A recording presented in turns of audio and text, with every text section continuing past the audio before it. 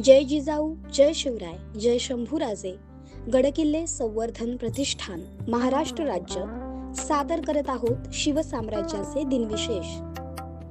29 जानेवारी इसवी सन 1670 माघ वैद्य तृतीया शके 1591 संवत्सर सौम्य वार शनिवार मराठ्यांनी किल्ले सुलतानगड सर केला. औरंगजेबाच्या धर्मातेच्या रोज वेगवेगळ्या कहाण्या छत्रपती शिवरायांच्या कानावर येत होत्या.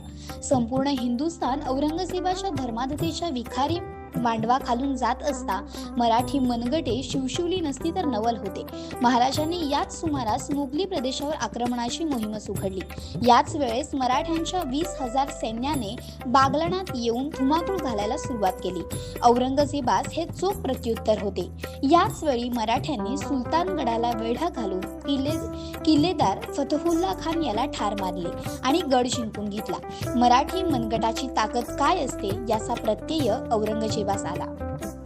29 जानेवारी इसवी सन 1678 माघ वैद्य द्वादशी सके 1600 संवत्सर कालयुक्त वार बुधवार शिवराय आजोबा झाले. शृंगारपुरी संभाजी राजांना कन्यारत्न प्राप्त झाले. शिवरायांनी तिचे नाव भवानी असे ठेवले. 29 जानेवारी इसवी सन 1687 बादशाह औरंगजेबाच्या सैन्याचे डेरे कलारसला लागले. हैदराबादच्या किल्ल्यापासून 2 मैल अंतरावर डेरे लागले. मोर्चे बांधण्याला सुरुवात झाली. किल्ल्याच्या भोवती कुतुबशाही सैन्य होते. औरंगजेबाने त्यांच्यावर हल्ला करण्याचा हुकूम दिला. कुलीम खान हा आगीच्या डोंबातून दरवाजाजवळ पोहोचला आणि त्याला तोफेचा गोळा लागला. त्याचा हात जायबंदी झाला.